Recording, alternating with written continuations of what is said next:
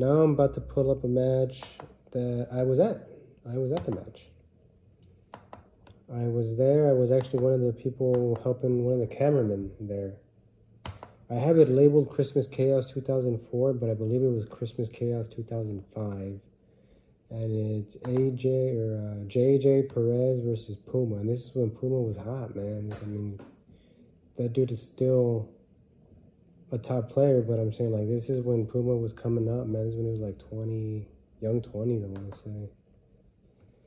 But let me pull the match up. I don't know if this is going to get through the YouTube stuff, and maybe it'll get taken down. But if you're seeing this, it means it made it through the censors, so, or the copyright. So this is about to be a treat. I haven't seen this match in years, my friends. Years. 2005, right? I saw when I was there, and then I haven't watched it back. I downloaded it though. I bought it from APW, and then now I'm gonna use it, you know, for this specific purpose. Really, why I bought it from them, to make analysis about the match. I used to work for them. I was there. This is cool. This is when I was in semi-pro camp at the time, I believe. All right, so the match is starting here. 03, 04, 05. There's JJ Perez. This is he was my trainer. He's one of my trainers.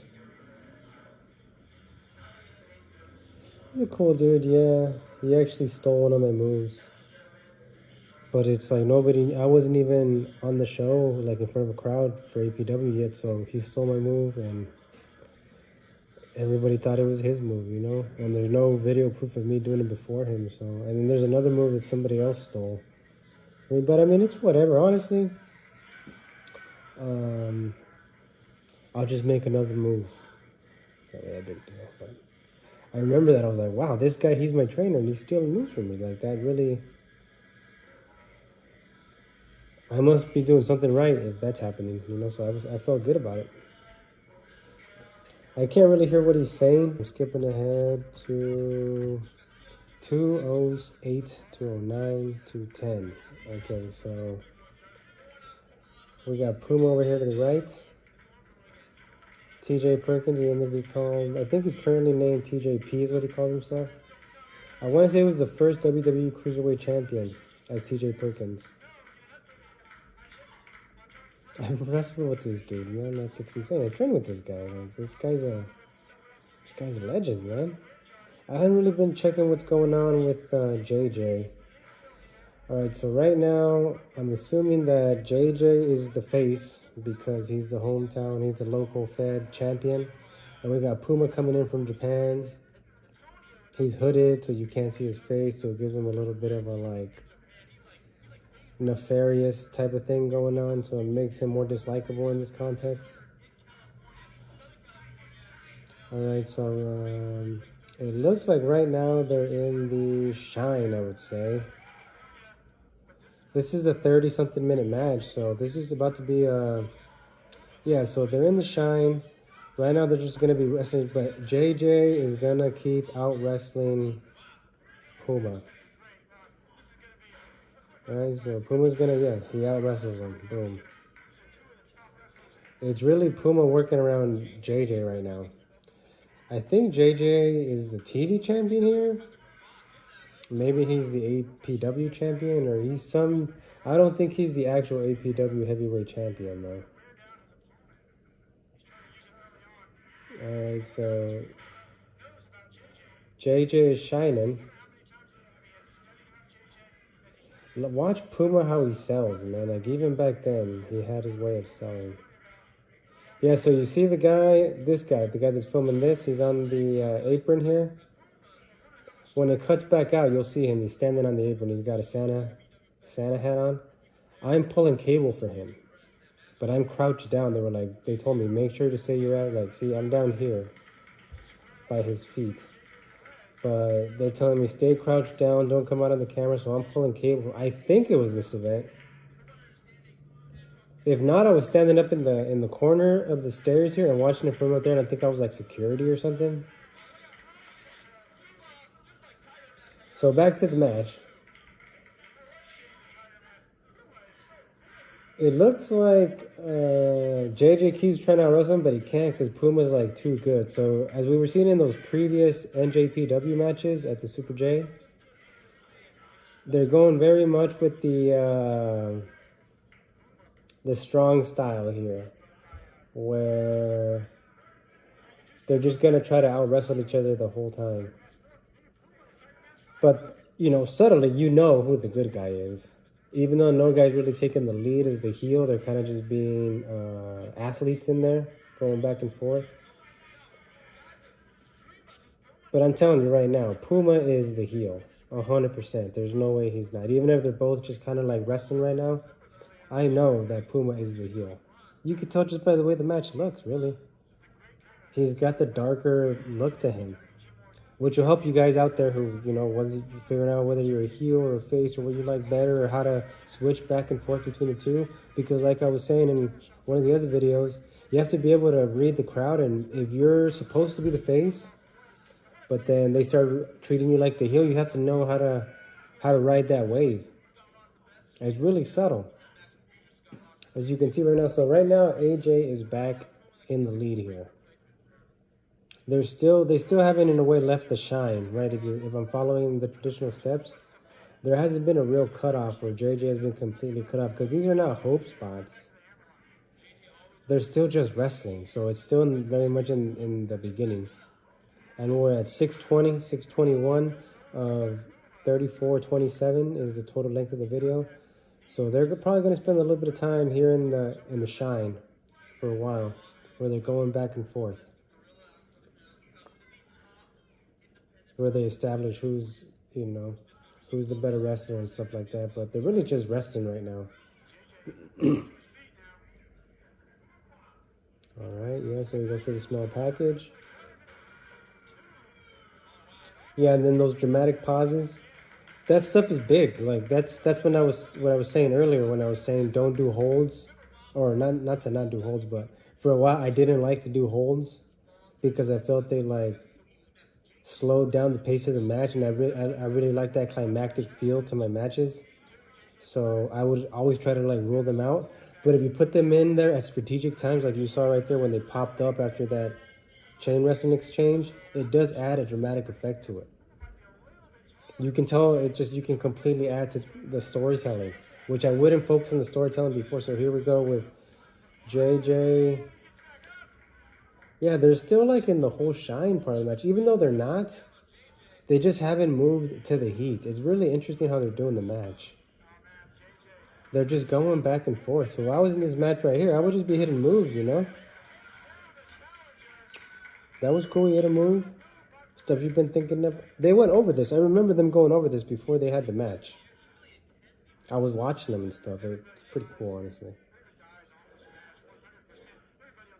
But yeah, I really had no idea how big. I'd never heard of Puma until this match.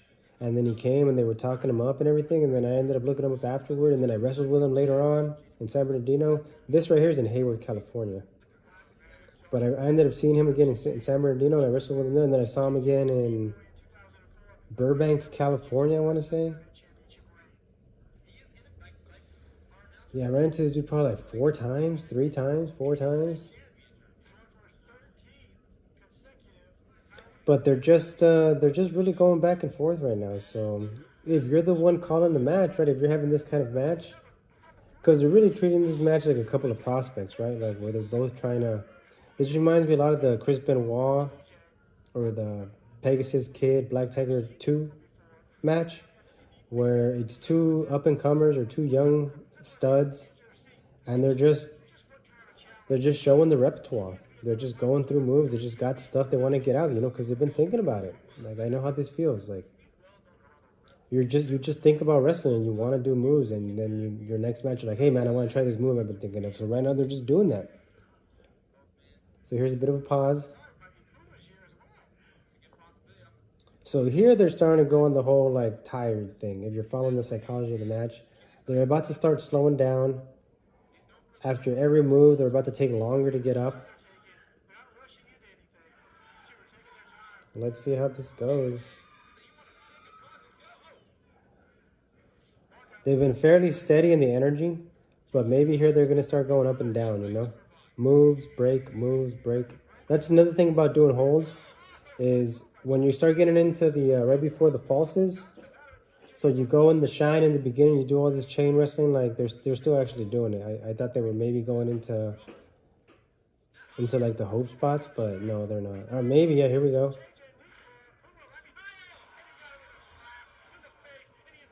It looks like they're gonna start going into the.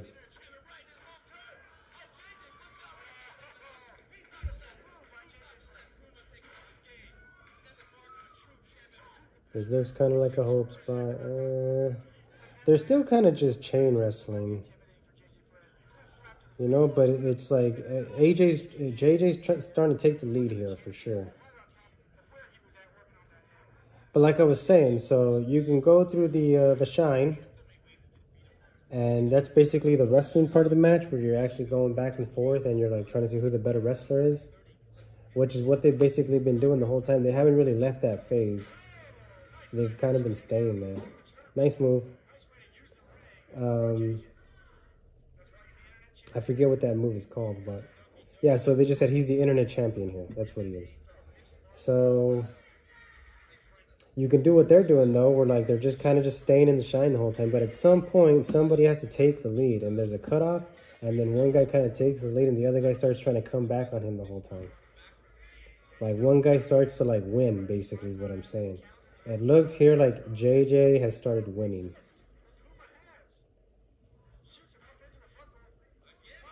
Yeah, can't do it. So yeah, it looks like they're going into, I would call this the heat, but JJ's the face here, so it wouldn't really make sense to call it the heat in that sense, because the heat's supposed to be led by the heel, but I mean, it's the heat. Right now, JJ's taking the lead. In a traditional match, Puma would be in the lead right now, and JJ would be trying to come back on him. But yeah, they keep doing hope spots too, where like JJ, it looks like JJ's trying to like get him.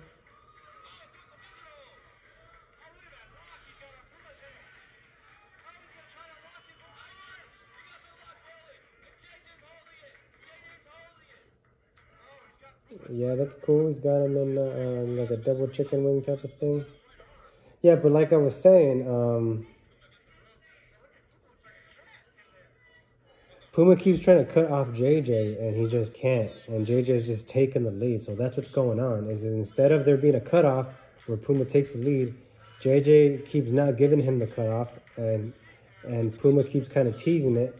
And then they turn into like hope spots, where it looks like JJ's about to like come back from, but it's really Puma trying to just cut him off, and he can't do it. So JJ is clear. If there were judges, you know, pro wrestling judges, JJ would be winning the match right now. All right, so they're going back into some more wrestling. So maybe now they're gonna let, you know, when Bret Hart and Shawn Michaels had their Iron Man match at WrestleMania 12. They did a lot of, I would have to rewatch it, obviously, but they did a lot of going back and forth of taking turns on calling the match. So maybe this part of the match right here, Puma's taking over. And Puma's about to start calling stuff. It looks like he just called something right there. He's calling something right there for sure.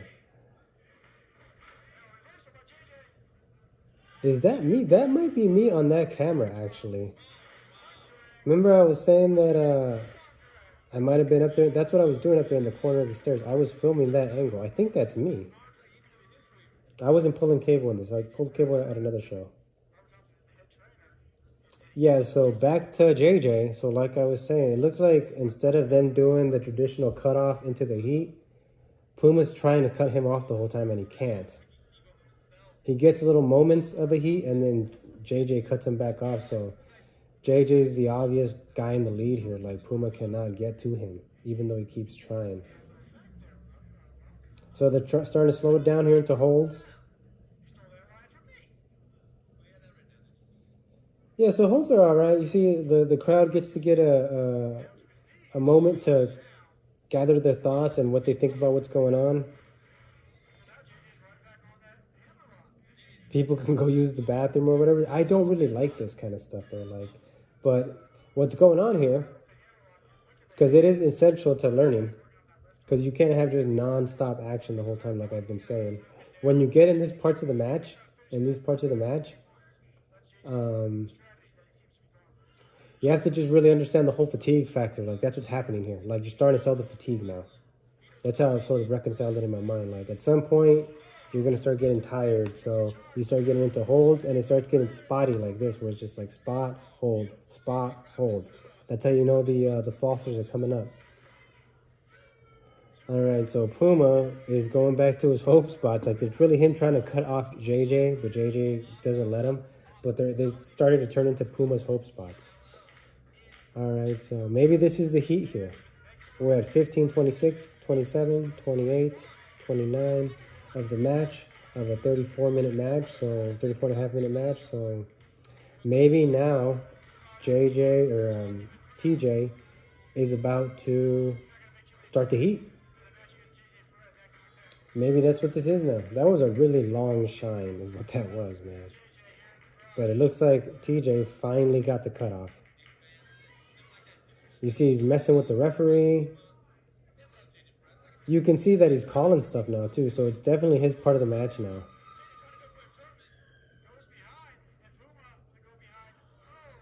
Yeah, so typically people sometimes reverse, like I was saying, spots. And they just call the spot, they'll be like, whatever spot. I don't know what they label them, but whatever they label them, A, B, 1, 2, 3. And then even when you're doing the spot, you're still talking through it sometimes. So say it's 2 chops in the corner, whip them to the corner, come back out, you duck their clothesline, and then they catch a spine buster. They turn around, catch a spine buster, you go for the pin, and then you go into a hold. You would be saying that during, like, you'd be like, chops, 2 chops. Throw a clothesline, I'll duck. When you throw them out, you know, like, you're telling them what's coming next. And then you duck the clothesline, and then you're like, spine buster. You still call everything in case they forget, because you don't want to be in a situation where they forget. Yeah, so definitely 100% we're in the heat for Puma right now. That was a really long shine, man. I really don't watch these longer type matches to be transparent with you, to be completely transparent. I like shorter matches, like 20 minutes, 18 minutes. That's my ideal. Even like, I'd say 10 to 20 minutes is perfect. Anything longer than that, the match just gets long. Like this, like stuff like this. But at the same time, for you to reconcile it, you know, when you have these longer matches, just think of it as you're getting fatigued. And the guy's trying to, like, you know, wear you down. Yeah, like, he's trying to hurt him now, you know? Like, he's got him compromised now where he's tired. So now he's going for, like, damaging blows. And that's how you sell this part of the match. You're like, oh, I'm getting worn down. I'm getting worn down. And then you're going to come back out of this. You know, this builds up for the finish at the end. But you don't even really necessarily need to do, like, these long things. But at the same time, when you're in the main event, like, they want longer matches. They want you to go like 30 minutes. They'll tell you stuff like that. Like, all right, we're going to go 30 for the main event. Or sometimes they'll give you as long as you want. And like I was saying, the wrestlers have moves that they're thinking of that they want to try. So they're going to go and they're going to try all these moves. And they're also building their product, so their brand. Yeah, that's me again. That's me with the shitty camera work. Wow, I just remembered that was me doing that. All right, so it's still in the heat. He's still calling spots in the match. Yep, there we go. Double down. Double down is big, man. Double down typically means we're going to start going into the falses. So we have a double down here. No way they're about to have 10 minutes of falses, but they might. Yeah, so see how JJ is getting up? He's all exhausted. Big move, yeah. It looks like we're going into falses. Yeah, big move. Big move. Everything's slower. Everybody's tired. Everybody's hurt. That's how these... You're starting to see what I'm talking about. So when the holds come in and... When you start seeing holds in the match, usually... sometimes it means the guys are just tired. So they're just doing a hold so they can catch their breath. But as far as the storyline in the match goes, which is what we care about here, they're starting to wear down. So now that they've gotten through the holds, right, like I was saying, they're going to go through the holds and they're going to start, like, having to explode, have, like, these spotty moments. So that's what's going on. They're going to go up, they're going to go down. They're going to go up, they're going to go down. So it's just all adrenaline rushes now. So they boom, they hit big moves. Oh my goodness, right? He falls. And now they're exhausted, right? Because he just had this huge adrenaline dump. But other than that, they're both like dead, like they're both hurt. But then they just have these bursts of morale, and then they have this big explosion of moves, and then they're dead again. And it's like, that's the story that's going on right now. It's this whole adrenaline thing. There's me again on the camera, filming Puma over there. Here goes JJ. So yeah, more of this fatigue stuff. So as you learn how to sell, as I've been saying, like once you know everything, it just all becomes selling. So the selling that's going on here, really, that's the most advanced stuff that I can really get into. Is like when you understand selling, everything else will start to cater itself. Like you'll start becoming better even, because you'll want to make sure that your moves look a certain way.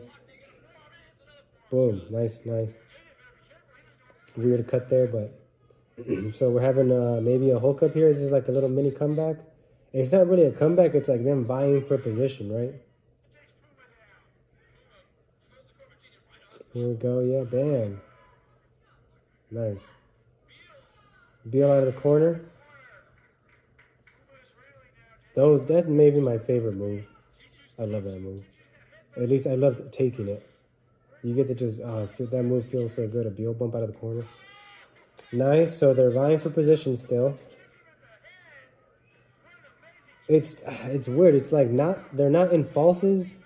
They're like in a battle for the comeback now. Like they're hitting all this is interesting. They're hitting all the steps, but in between they're fighting to earn the next step. It's genius, really. I hadn't really thought of that before. That's genius. And they really are creating this illusion of a fight. Because they're not just giving each other the next step. So right now they would be in the comeback, which would be on JJ to come back. So Puma has to be in the lead. Oh no, he lost the bridge. Yeah, finishes. We're going to 2.5 counts now, like false finishes here. So Puma's taking the lead. JJ has not quite gotten his comeback yet. He's still fighting for it. Interesting to see how they do it. They're hitting, they're in the climactic moves now. They're just doing finishes, but the way the finishes are structured, it's JJ keeps failing to come back. Puma keeps cutting him off. Yeah, so he has these little like bursts of like, he might get him, no! And then Puma cuts him off. Boom, he hits him again. Well, he's gonna kick out. Yeah, and then Puma's gonna cut him off. He's not gonna let him have the comeback. Boom, another one. He's hitting a lot of moves here. He's really starting to come back.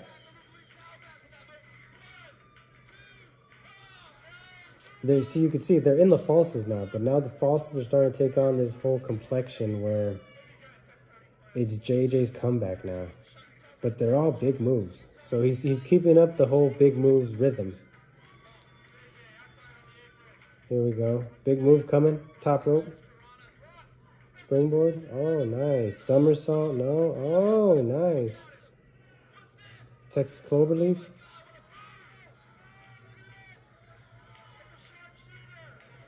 It's like a cloverleaf type of move. Alright, so part of their finishes, falses, is this move. It's this big move, He could have, you could easily go into this move in the middle of the match really slowly. Or it's just in the middle of the match. You're not in the middle of falses, and it would just not have the same effect. It's killer hold, though. I dig it. It's like a cloverleaf, but it's not, because he doesn't have his arm hooked through the figure 4 leg there. Oh, wow, he got out. Interesting. So right now, it still looks like Puma is in the lead. JJ keeps trying to come back. So they're kind of like in this hope stuff now.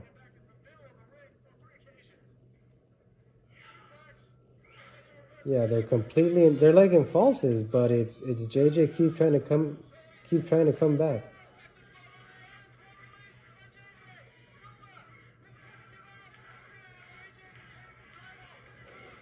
So he's got a clover leaf now, JJ. So this seems to be what they're doing now. They're gonna go back and forth with these holds, yeah.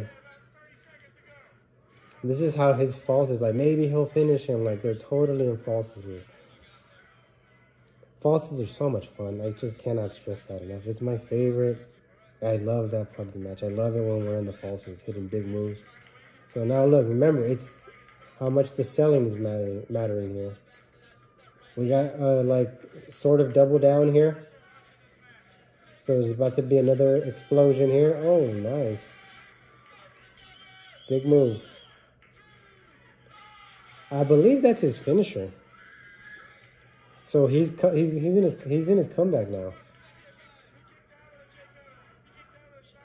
Oh, he's got some words of advice for him there.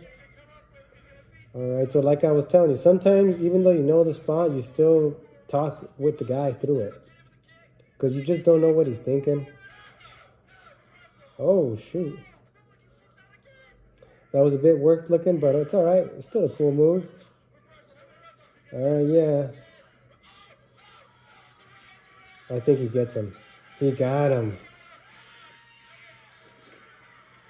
Yeah, so he cut him off in the middle of his like comeback false. Wow, the way they did the falses was interesting. So the match was a lot of vying for position in the beginning. It was like the shine.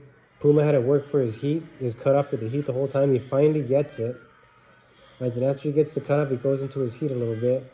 And then they start fighting for the comeback. They go a little bit into like heat stuff, but then they went right into the falses. And then the falses, he still continued Puma his heat into the falses where he was like leading the falses in the beginning.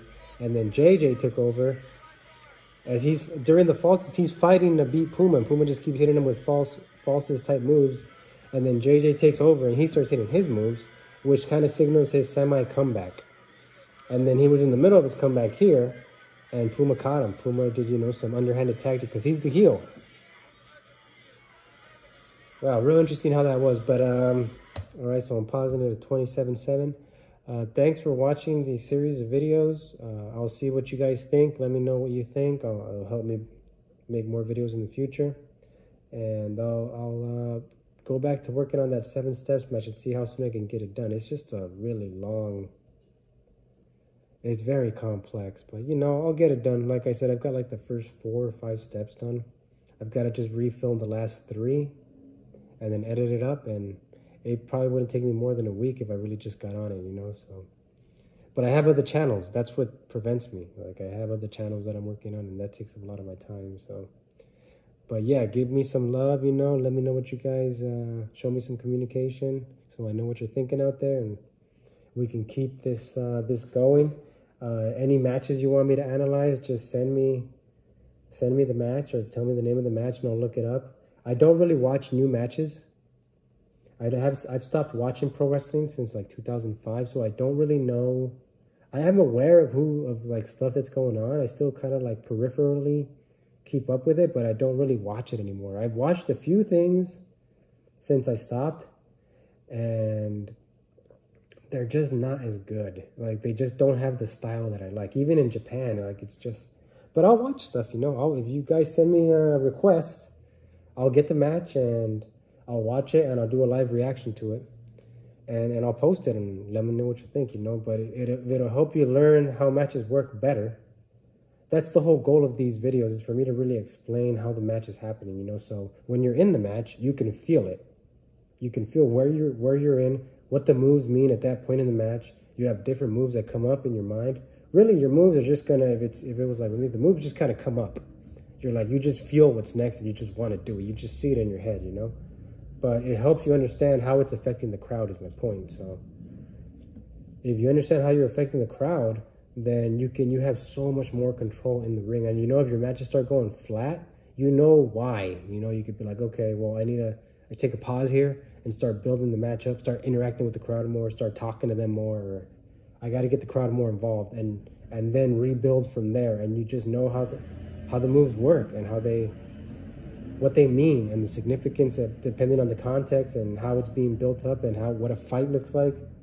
That's what it's going to look like when I have my Fed. It's going to look like a fight. It's going to be a fucking war in there. That's why it's called Wrestling Alliance Republic.